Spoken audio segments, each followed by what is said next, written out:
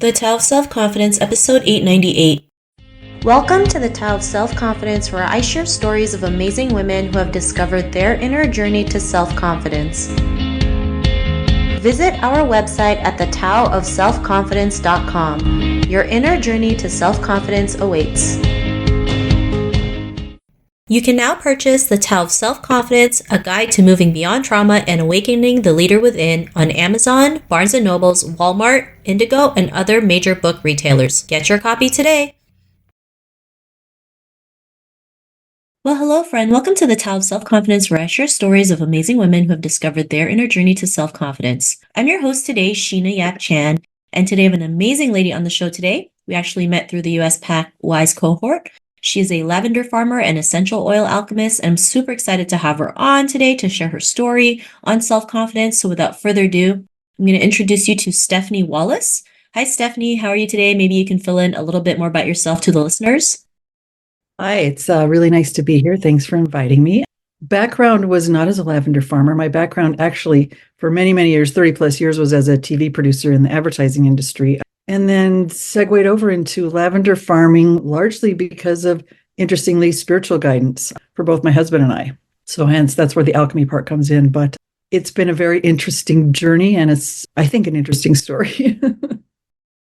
Thanks for sharing that. And I love how you went from media to lavender farming, right? Some people would be like, why would you do that? You know, you had a great career, but I mean, you followed your heart, you followed what was in alignment with you, and here you are today. So I'm really excited to hear a little bit more about that.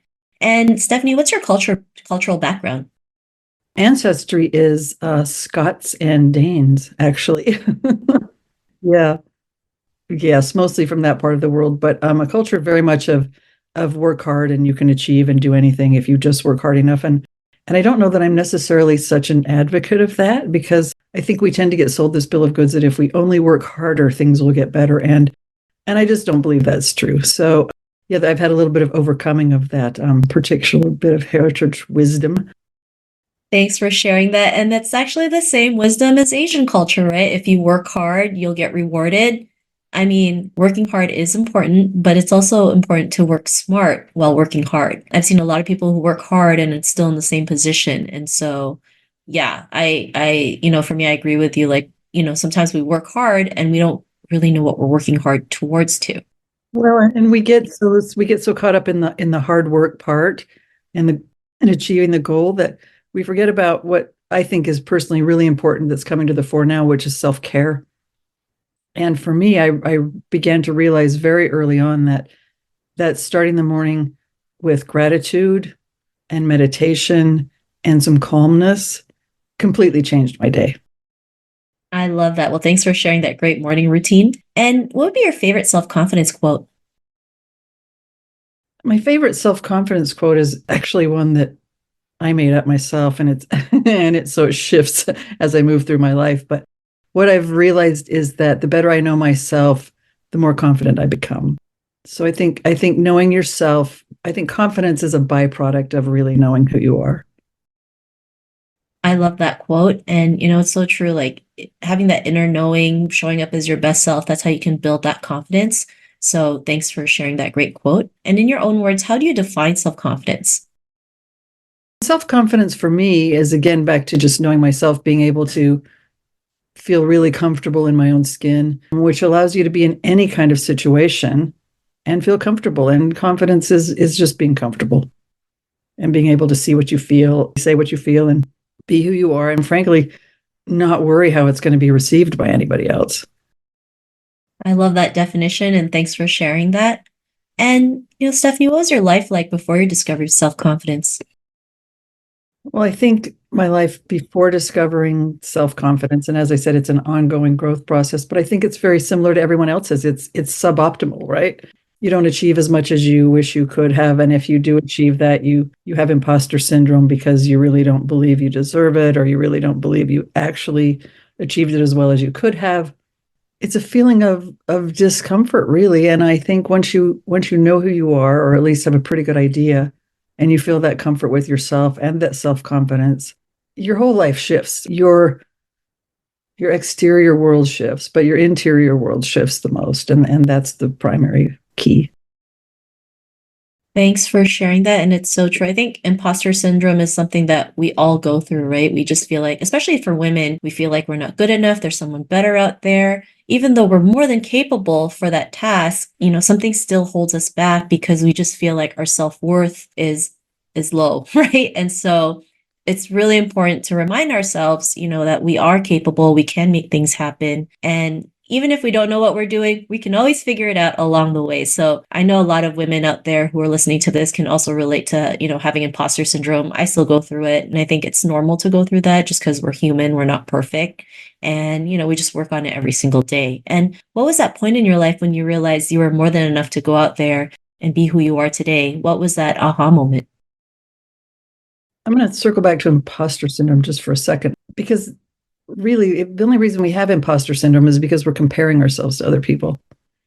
And that's where we really need to stop and take a minute. The moment we hold ourselves up and feel like we're less than someone else is a moment to stop and really go back interiorly and just go, I'm good enough and I'm fine. And what do I want? And it doesn't matter what anyone else in the world is doing.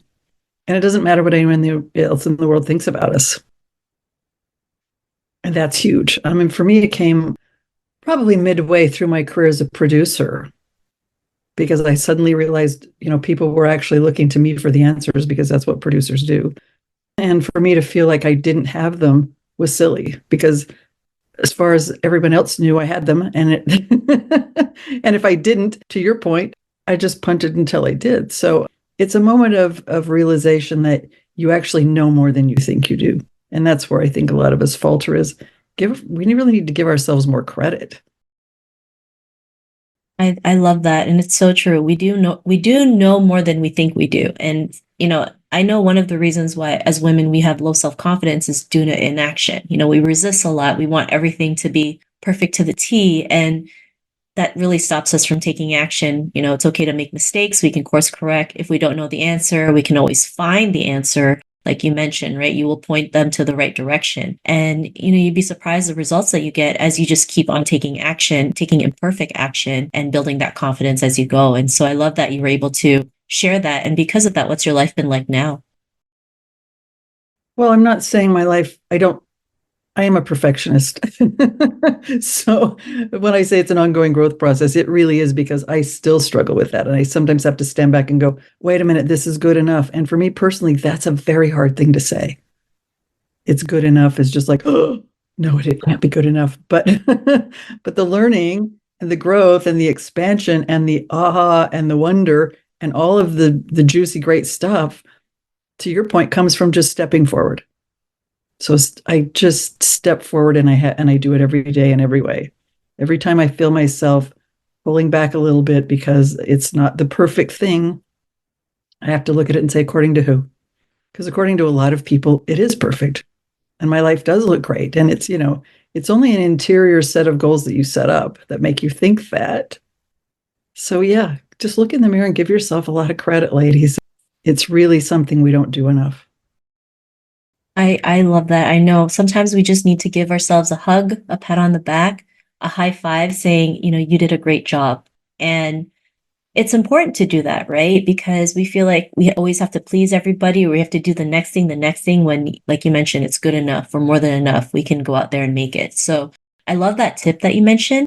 And if our listeners wanted to get to know a little bit more about you and what you do and, check out some of the things you're doing at the Lavender Farm, is there any links or social media profiles we can connect with? You can just find me under Steffny Wallace on LinkedIn, but you can also find a lot of information on our website. It's called Triskele Organics.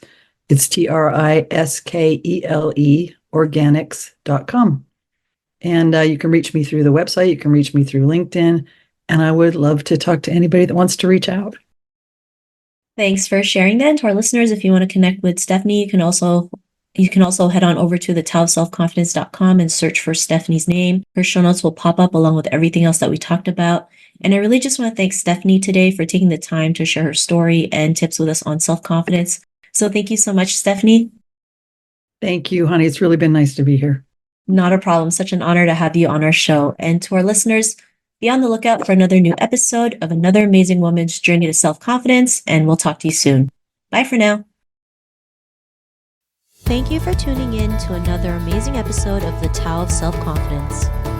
You can order your copy of Asian Women Who Boss Up book by visiting our website at thetaoofselfconfidence.com. Your inner journey to self-confidence awaits.